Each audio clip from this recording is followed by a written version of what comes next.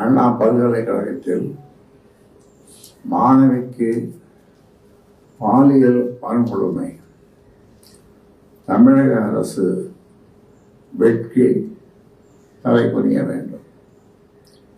அண்ணா பல்கலைக்கழகத்தில் 2ஆம் ஆண்டு படித்து வரும் மாணவி ஒருவர் பல்கலைக்கழக வளாகத்தில் ஒரு கும்பலால் பாலியல் வன்கொடுமைக்கு உள்ளாக்கப்பட்டு